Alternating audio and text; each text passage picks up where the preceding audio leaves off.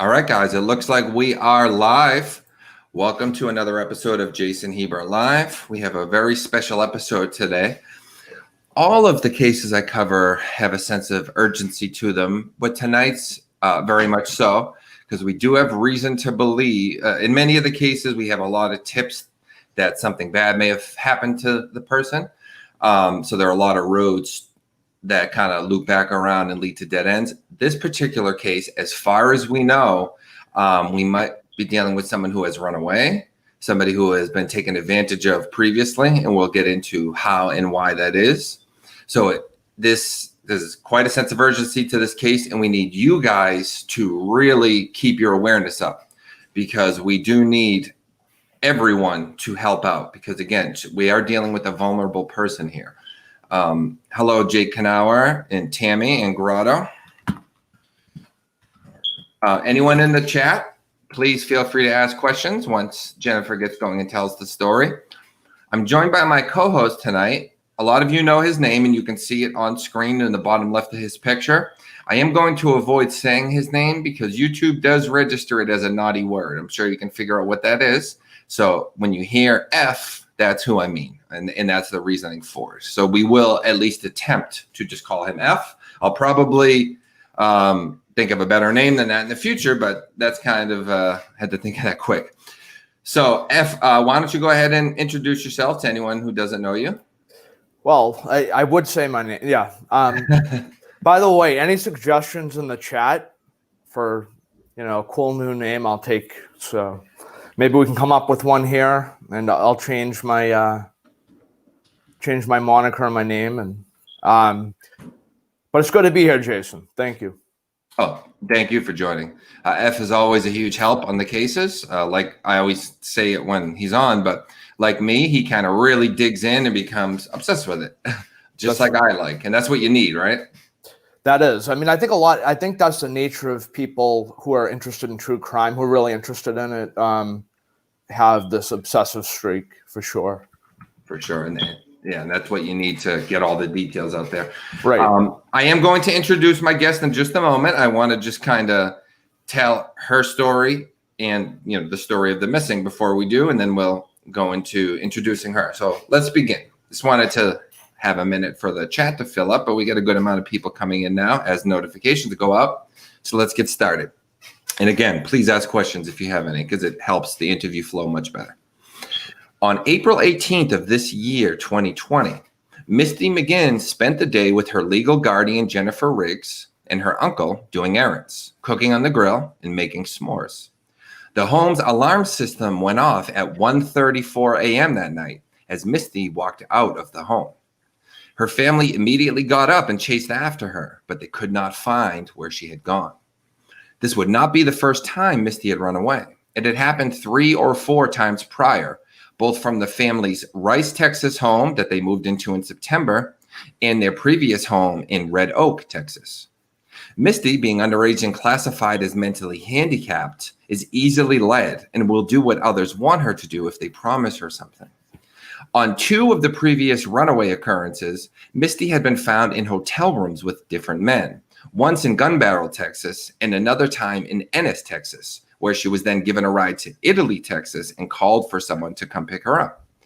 One of these men is her next-door neighbor, who has been questioned by police and had his trailer searched. Police did not find anything, certainly not Misty, in the trailer.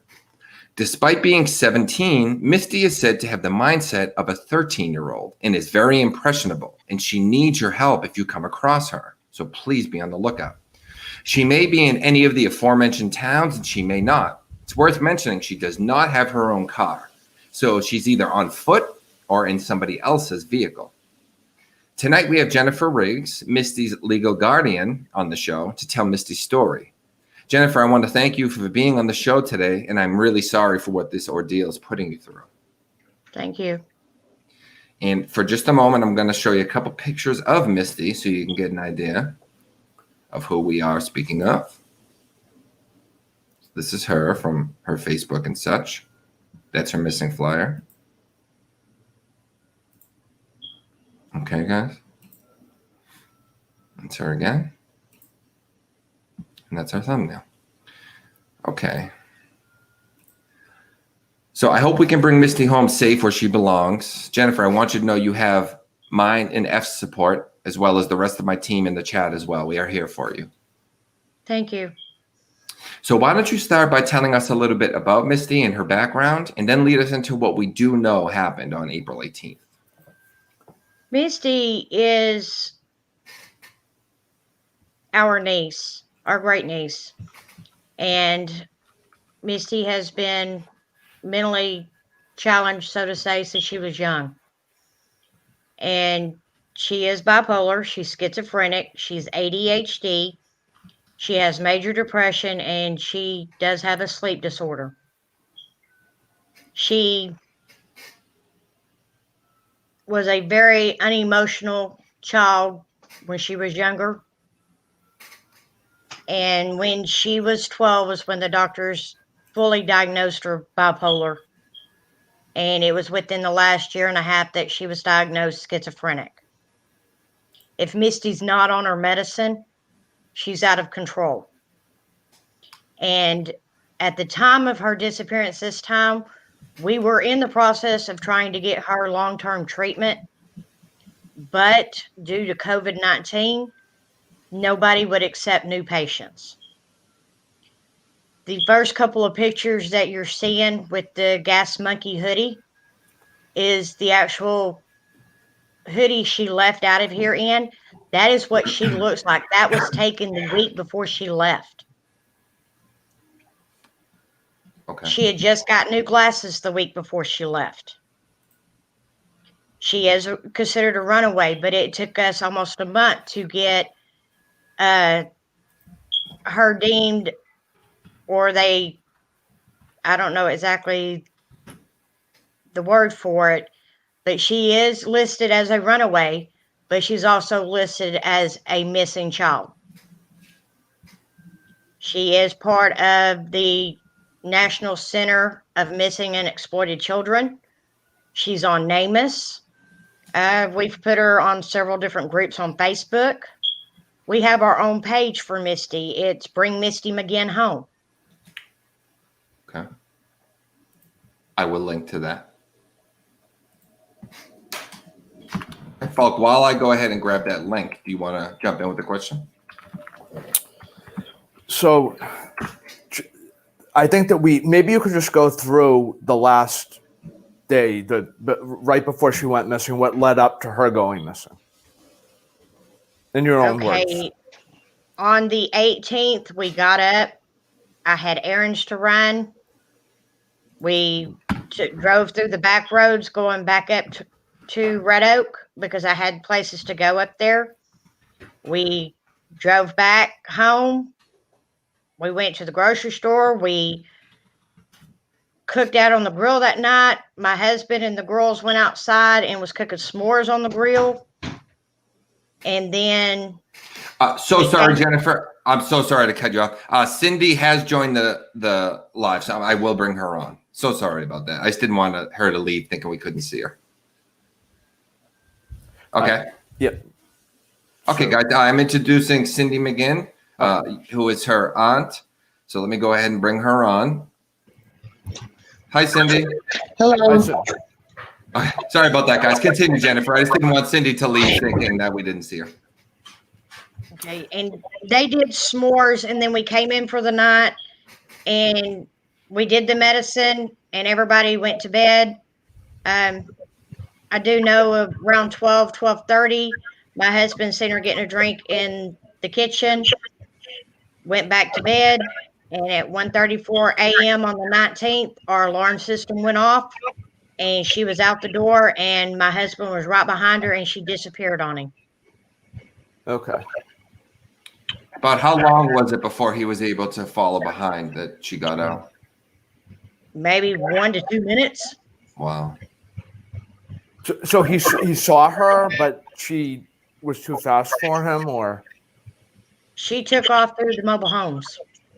Oh, okay. So so he saw her, but she was able to kind of zigzag or like And get to where he couldn't find her. Okay. So she probably like ducking down, hiding somewhere or something like that. I would assume. Yes. Okay. Can we go into her previous disappearances? As far as I know, that it would never be for more than a few days, you said, and she would always contact someone. So this is not like her. But can we go in? Sorry. Yeah, this incident is nothing like what she would do before. She would leave and she would contact. Cindi, can you turn the TV off in the background just to make sure? Or turn it down? Sorry, guys. Just want to make sure everyone can hear. It was either she would contact the ex-boyfriend or she would contact her sister-in-law. Her ex-boyfriend? Yes, her ex-boyfriend in Red Oak. Okay. All right, continue. Sorry, we'll go back to that. I wasn't aware she had an ex-boyfriend. And he would contact us, and we would either go get her or the police department would pick her up. And so the police have gone to the ex-boyfriend's house? Numerous times. I meant after her disappearance. Have they cleared? Are they satisfied that she's not there? Dave checked, and no, she wasn't there. Okay. Were they together when she went missing, or they were broken up at the time? They were broken up. Okay. For how long had they been broken up prior to that? Since we moved to Ross. Okay. So a couple months or something, a few months. Yeah. Okay. Did he live close enough for her to, like, do you know where she might have wanted to go, even if she didn't make it there? That I do not know. Okay. So that was one incident. Now that was the gun barrel incident. The man with the trailer next door. Now the one that ended up in an Ennis hotel room and ended up with her getting driven by him to Italy and getting picked up by the boyfriend. I believe you told me he has not been questioned in connection to this most recent disappearance, correct? Yeah, they have questioned the ex-boyfriend concerning her leaving on the 19th. I mean the guy she was in the hotel room with. They went to him since she's been missing this time. Oh, they did. This is them going to him this time was the only time that they've been to him. Because we found out who he was after she went missing this time. Okay. Gonna tell the chat to ask some questions. How did you find out who he was? Is that something you can talk about?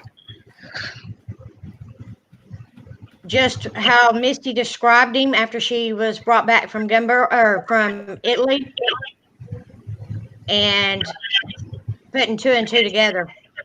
Okay, so he was someone that you were familiar with? We wasn't familiar with him until after this. Okay. Cindi, is there anything that you have heard? Do you have any additional information from the subjects we've talked about? Do you want to give your take on maybe Misty's history and then this disappearance? Is there anything we didn't cover so far? No, not that I can think of. I just want my home or my niece home safe. That's all I'm asking. And if anybody knows where she is or has, seen her, please contact us. If they think that they're helping her by hiding her, they're not. They're only making it worse because, like Jennifer has mentioned, she does have, issues being bipolar and schizophrenic and all of that. She needs her medication, and we just want her home safe. Or a phone call, something to let us know, that she's okay. Okay.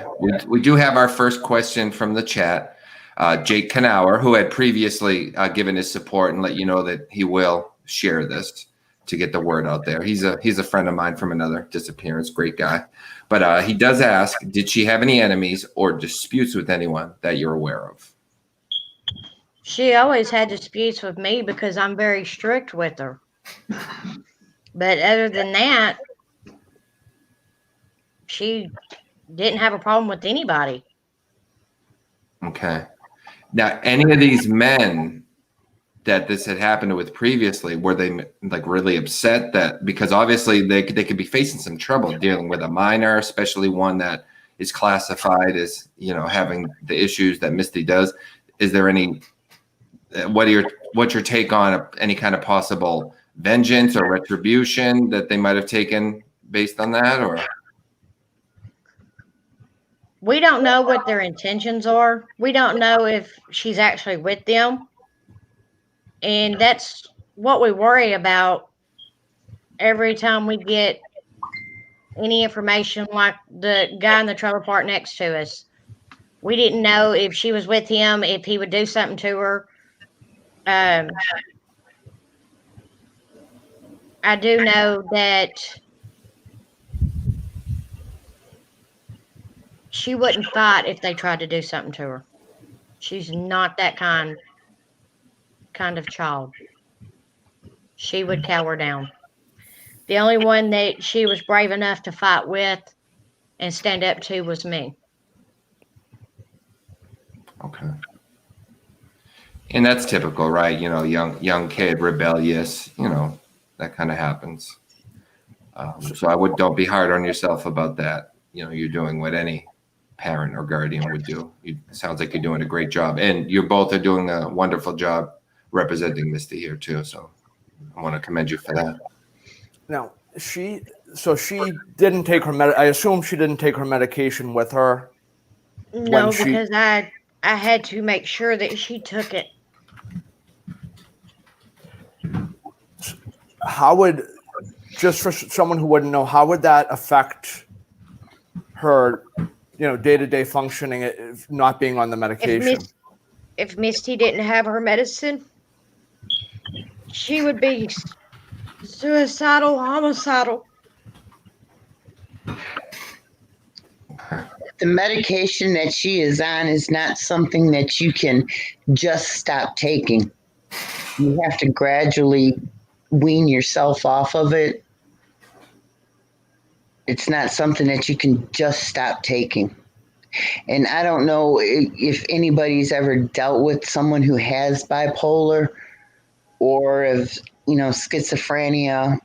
It you know, been around them when they have their highs and their lows. It's very hard. Very hard. Okay. I'm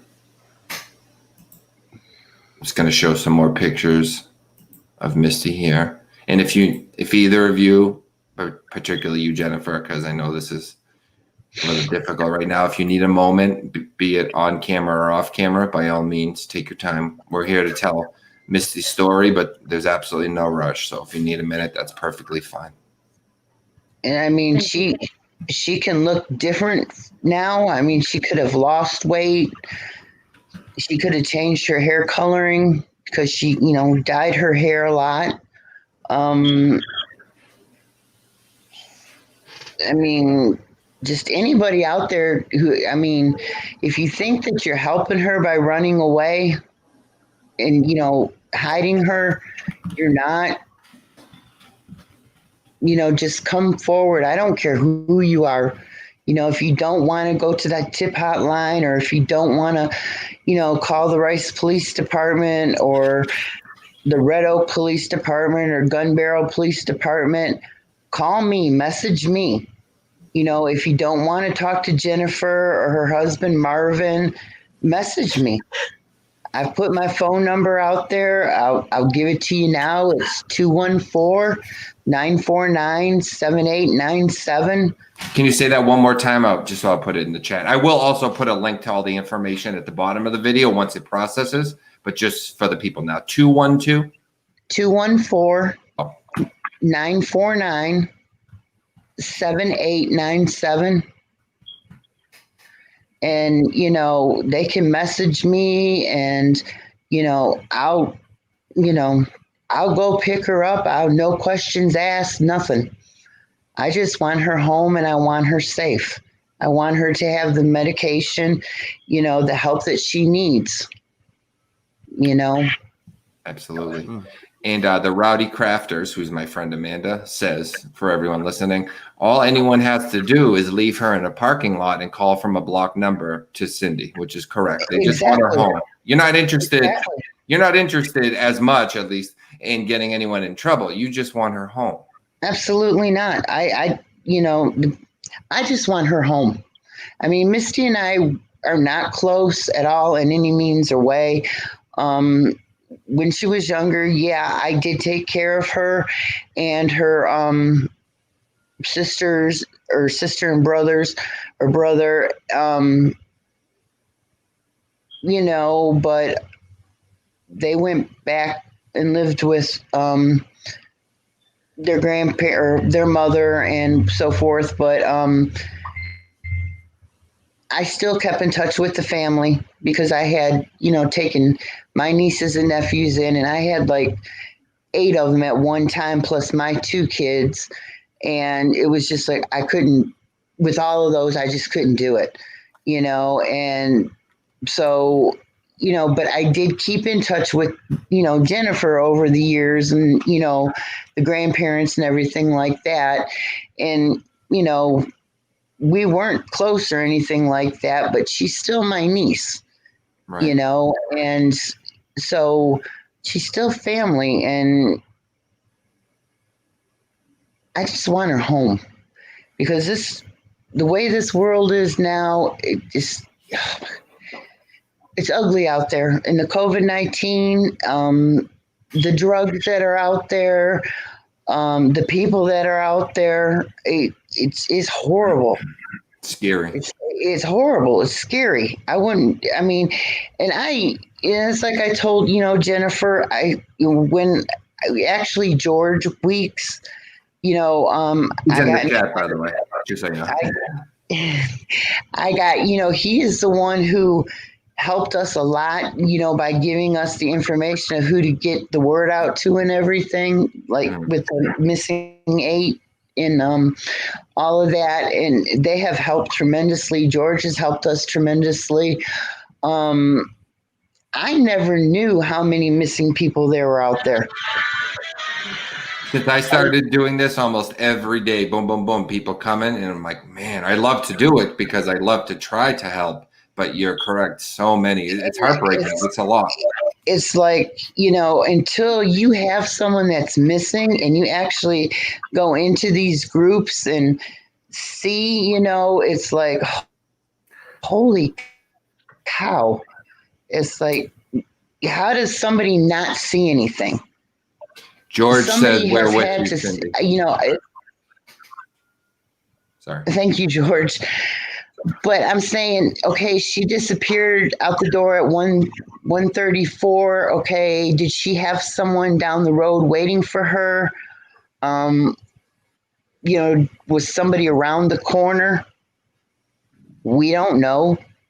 Did she make it to the gas station up the road? Someone met her up there. Did she head towards the school and somebody meet her up there? Or was she get picked up by a truck driver or, someone on the highway? I mean, there's the thoughts that run through your mind. It's just unreal. And it's like Jennifer said, with her not calling, because Misty loved the phone, with her not calling anybody, it's not like Misty. I was listening to Cindi, but I was also reading some of the comments, and Misty has run off before, but she would contact us within 2 to 48 hours for somebody to come and get her. You got to remember that she has the mindset of a 13-year-old. All the other times that she's gone, she's had access to a phone. She got a hold of somebody. She was picked up either by us or by a police department, because by law, we were told that anytime she took off, we were to report her. And we've done everything that we were told to do concerning her. We don't know if she wants to be found or if she doesn't want to be found. But the deal is this is not Misty's normal behavior. And you probably saw the question. You kind of just answered it, but I just want to make sure that I cover every question in the chat. Of if she knew you were by Rowdy Crafters, if she knew you were looking for her and someone recognized her and told her, what do you think her response would be? Just so someone can prepare for the possible situation if they see her and run at her. If, with her possibly being in a full-blown manic and been in a manic, she would want to come home because I was the only one that could get her to calm down. I do need, going back to her being caught in the Gunbarrel Motel. When Gunbarrel police got her at the motel, they called my husband and informed him that she was sick and that they were taking her to the hospital for him to meet them there. The men had shot Misty up with ice, and she had been drinking. Ice is like crystal meth? I'm sorry, I'm a little ignorant to it. Methamphetamines. Okay. My husband took a picture of Misty in the hospital. I was at work. He brought her to me so I could see her. I've never seen my child look that way. And all she was doing was crying, I want my mama. Okay. And what date was this? She wanted me to leave work to go home with her. I understand. What date was this with the shooting up of the ice? And then I'll let you ask your question, F. I'm sorry. Oh, and Cindi, we're calling the guy in the top right corner. YouTube registers his name as a dirty word, so we're trying to avoid it. So if you hear me say F, that's who I'm referring to because you weren't here for that part, just so you know. But what date was it, Jennifer?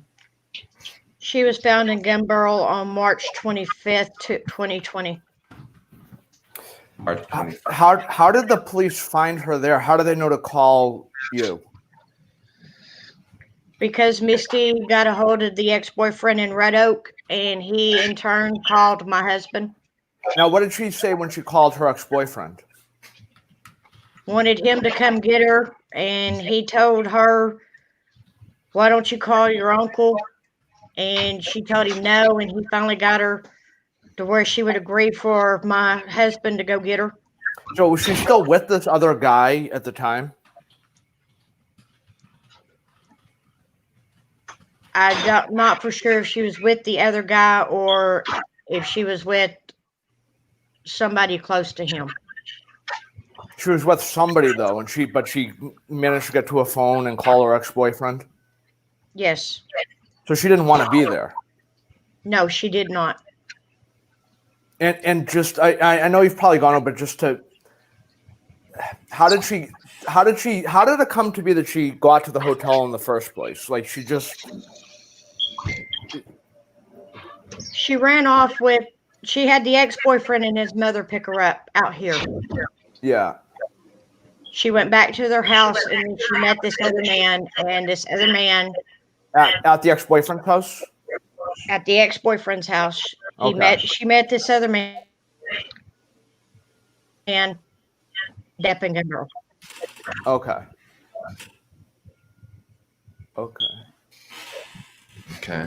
And now the ex-boyfriend, does he have any? So he's been talked to, as you said, and he said that he hasn't seen her since she has been missing. Correct.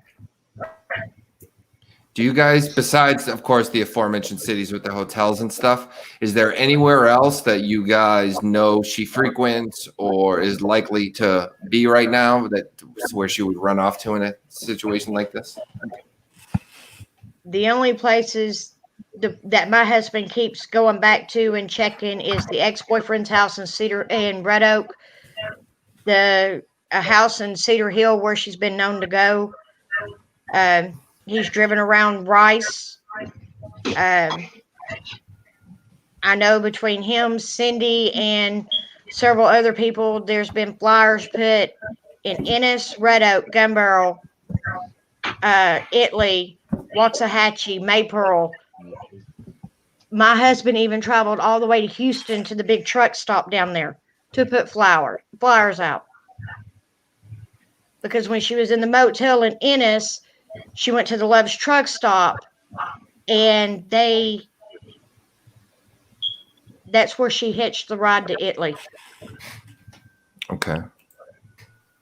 If you're just joining, we are dealing with somebody underage and classified, 17 years old, and classified as mentally handicapped. So if you do see her, she is very much in need of you being proactive and approaching her in a friendly manner, of course, because she's easily led, convinced, and vulnerable. So you need to take action, please, if you do see her. Even if it appears like she's willingly there, you need to keep those factors in mind. Did she know somebody in Italy? Why did she decide to hitch her ride to Italy? We don't know. Okay, that again, when it's got to do with like the bipolar, the ups and the downs. When you've got bipolar,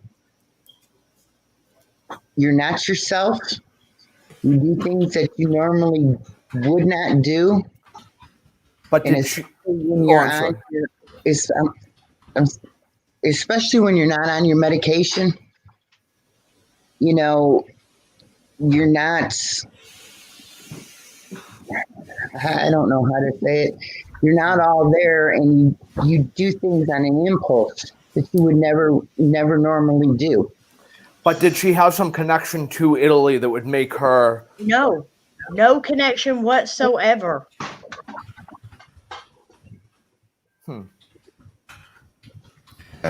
We have Amanda asking, what you said there's been quite a few sightings.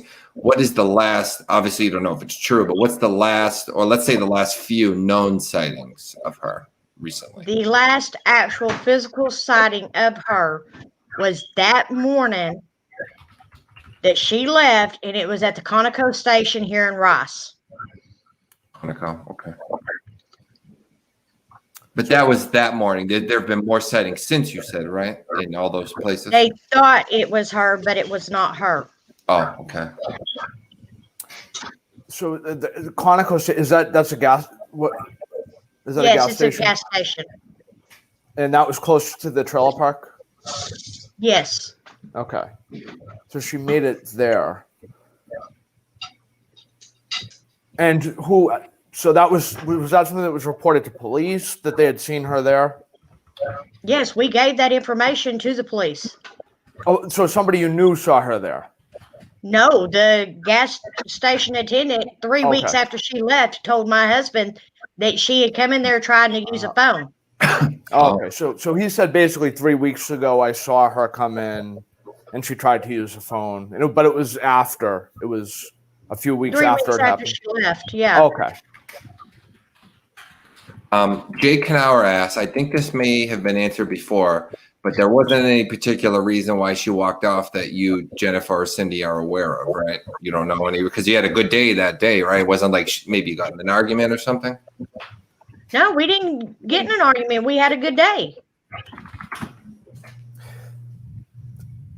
Oh, there was one thing I wanted to come back to. Cindi, you had mentioned that some of her siblings went back to their mother. At one point when you were talking, you said that.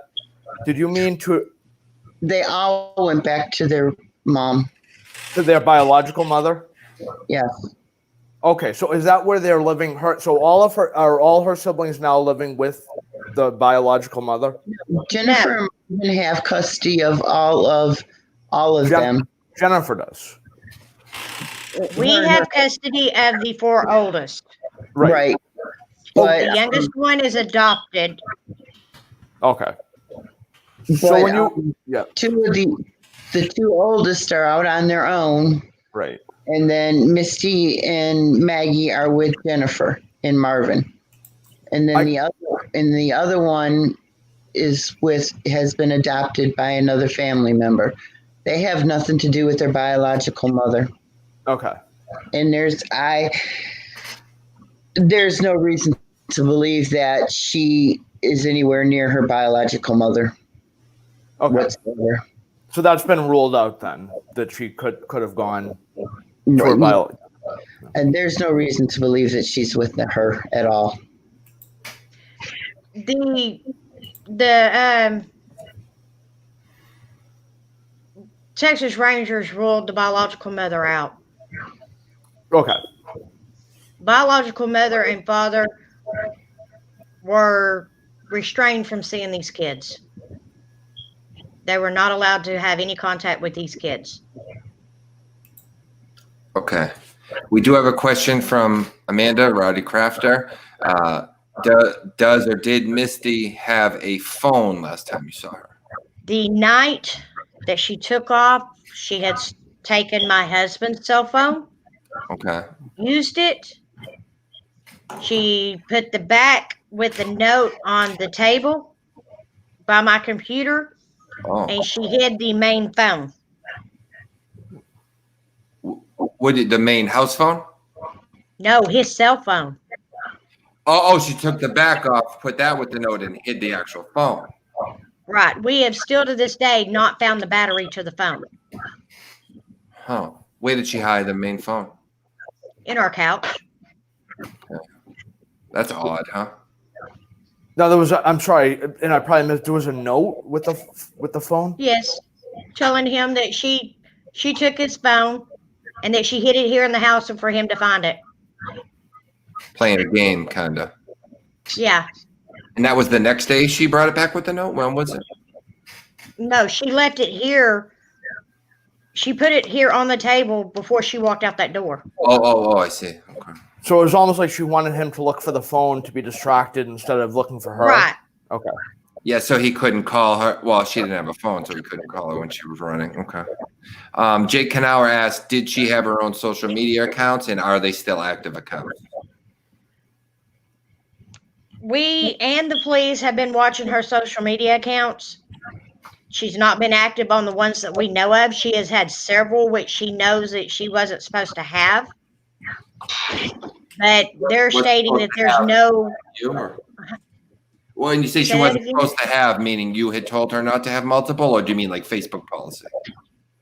No, she, due to no contact with the biological mother and father, she was not to have Facebook because at one point in time we did have to hide the kids from the biological mother and father. I thought you had said before, so her biological father is still alive? No, sir, he's not. Okay. I just want to repeat, Amanda, the feed cut out for her. So Amanda's asking about the phone.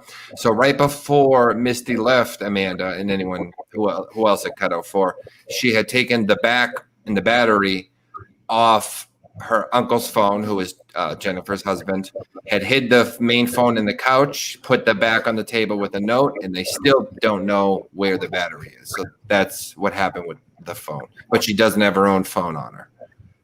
No, it's okay, man. Okay. So this case very much, and we're praying this is the case, of course, sounds like that she ran away and she's out there and the right person needs to see this to help her come home. So since that is a very likely possibility, what I would like to do, let's start with Jennifer and then Cindi second, is can you speak directly to Misty in case she watches this and get a message to her if she's listening? Misty Lynn, your dad and I want you home. We miss you every day. We wished you were here. You're missing important dates with your nephew. Your sisters are missing you. Your brother's missing you.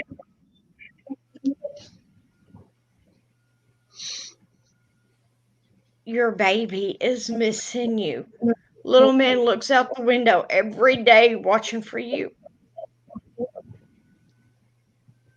We just want you home. We want you home where you belong. Okay, thank you. Do you mean she doesn't have a son, right? Do you mean like a pet? It's a little chihuahua. Okay. He was a runt and he had seizures, and I refused to let him go anywhere. And he took to Misty. And anytime Misty was having a bad day, she would come home to him. And she would be, it's like he comforted her and he made her feel better, and she come back to her normal self. Okay.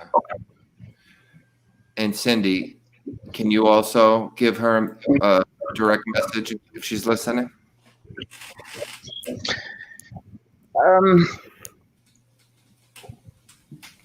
Well, I call her Misty Moon.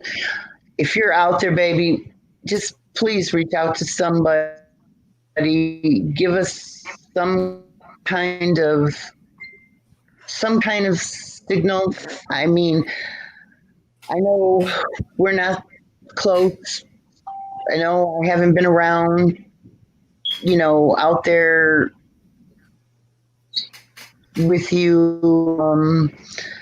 I know that Marvin is going crazy. I know he's out every day and night looking for you. He's not working. He's not sleeping. He is not going to give up until he finds you.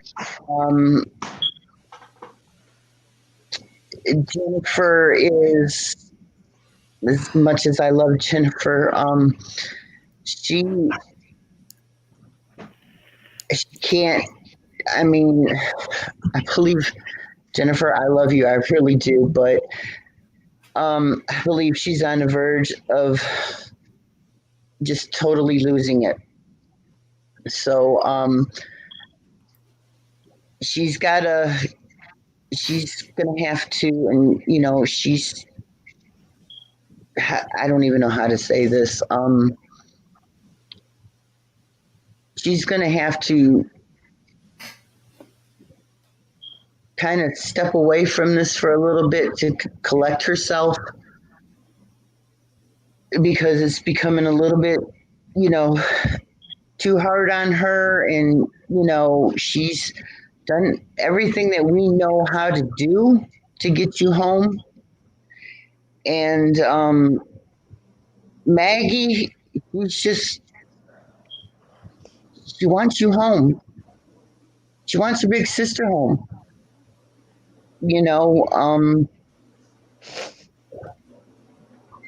It's just, school's fixing to start.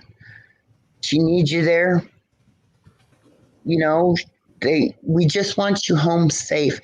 And if just reach out somehow, a sign, something, please. Like I said, if you don't want Jennifer or Marvin knowing where you are, or I don't know, call me. Call me. Let's talk. Let's see what we can figure out. What's going on, and see what we can do. Again, my phone number is 214-949-7897. Your family, we don't give up on each other. We will find you.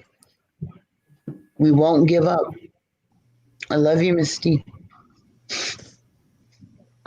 Thank you, Cindi and Jennifer. Why don't we start giving all the information for anybody that does have tips, or even if it's just an idea, something, and of course, we're going to give the authorities number. That's extremely important. You contact the authorities. But if some people don't want to take that route. If you wanted to message Cindy's or Jennifer's family, if you see something, even if you're not sure, what's the best method for them to contact you, Jennifer and Cindi? Let's start with Jennifer. Is it Facebook, or obviously we already have Cindy's number, but what else do we have? The only social media I have is Facebook. And is it okay if I put the link under this video like I typically do to your Facebook? Yeah, that's fine. And Cindi, you did give your number. Do you also want to be contacted via Facebook or only the phone number? Absolutely. They can contact me on Facebook, instant message, text message, my phone number. Okay. Amanda, let me, she got a few questions. I didn't want to say them, of course, while you guys were talking directly to Misty. First, she says Amanda says there are plenty of apps with Wi-Fi to have a false number. She's saying that for Misty. So if you don't want Jennifer, Cindi, or whoever to have the number you're calling from, you can download that to hide your number. You could block your number. So there's a lot of ways for you to contact them, Misty, if you want to get word out, but you're worried about the number or something. I think that's what Jennifer means. I'm sorry. I think that's what Amanda means. Amanda also asked, did her Correct. or her uncle have the same phone? I guess the No. answer was she used her uncle's phone sometime. She took his phone off the nightstand. Right. So she wouldn't typically use it, but she doesn't have her own phone. She wasn't allowed to use the phone. Okay. Okay. And Amanda asks, how are the police handling this case? Sounds like not great so far.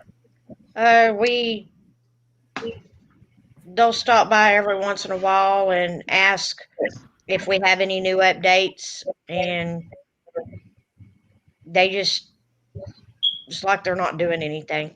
They ask you if you have updates. It should be Right. the other way around, right? To me, they don't seem to be doing anything. From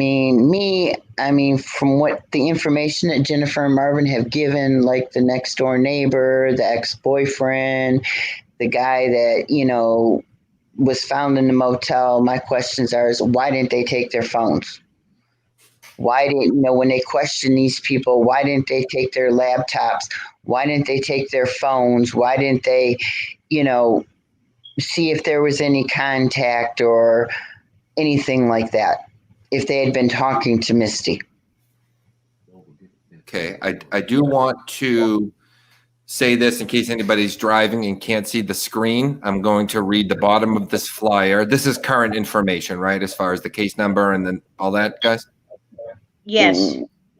Okay. So if you have on top of the Facebook and the phone number we've already given, which will be put at the bottom of this video, if you have any information on the whereabouts of Misty McGinn, please call Officer Watson with the Rice Police Department, that's Rice, Texas, at 903-326-4146.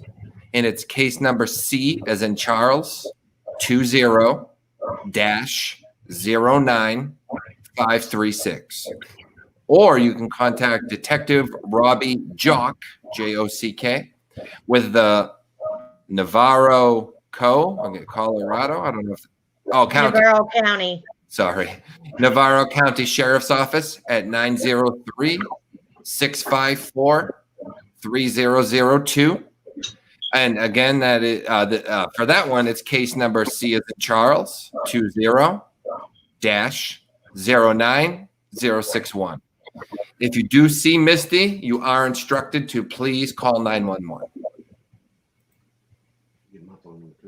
Okay, Falk, since we're going to start winding down, let's start with, do you have any questions that I haven't asked or you haven't asked? No, I think it's been pretty thorough. I guess the only thing is there anything that you haven't mentioned, that either of you haven't mentioned, that you would like to mention? Okay, the Misty, there's two pictures of Misty that has clear looking glass. She has clear looking glasses on. Those are the current pictures taken a week before she went missing. The other pictures where she has the dark glasses on were taken in the months since we moved here to Ross. So these are the, that's the current two, the clear glasses right there? The one that has the gas monkey on that one right there. The gas monkey one. Mm-hmm. And then the one with her kind of sticking her tongue out with the fortune cookie on her forehead. I sent you that picture so you could see her mentality. Okay. But that's also a current look. You said the clear glasses. That is the current look. Okay. When they say reddish pink, that's what her hair looked like. That picture you're showing right now where she's in the Texas Tech, Mhm. that's how long her hair was. Okay. Okay. Speaking of glasses, we do have a question from Amanda the Rowdy Crafter. Does she still have her glasses? When she left, she had the clear glasses. Okay. But she might not be having them now. Right. But she left the No, dark glasses. the dark glasses are here. Okay. So she either has she the clear does- or none. Sorry. She does have a rose tattoo on her left forearm. At the time of her leaving, it was not finished. Okay. The rose lined in red, the leaves and stem were outlined in green. When did she get the partial, when did she start getting the tattoo? When she took off with that man and went to Gun Barrel. Okay. Thank you. She did not take any other clothes or anything from the room. Okay, you're answering the question in the chat. Okay. Yeah. So but you know she did have the gas monkey shirt on for sure. Yes, because it was not in there. Okay. But you don't know of any other clothes she took, you said. Okay. And Elizabeth Johnson notes the tattoo is on the flyer. And actually, Yes, she it did ask is. a question. Do you know the Facebook page she had that she wasn't supposed to have? She didn't have Facebook. She had Instagram and Snapchat. But are you familiar with those pages? Do you know which they are? I guess she's asking.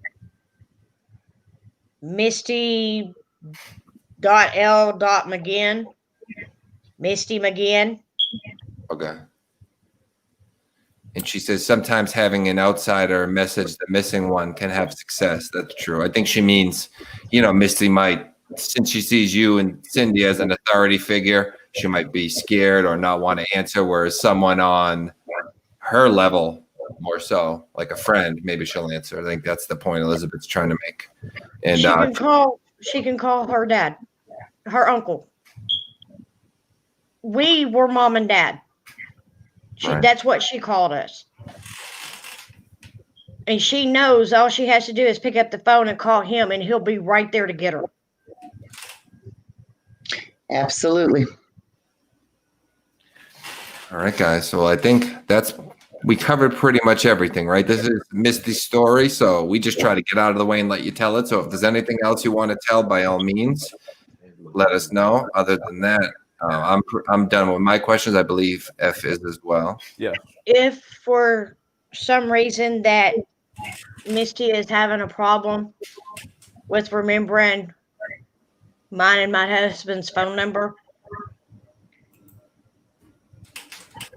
Dad's number is still 469-744-2279. My phone number is still 469-744-4168. All you have to do, baby girl, is pick up the phone and call home. We'll come get you. Okay, I do want to make both of you girls aware.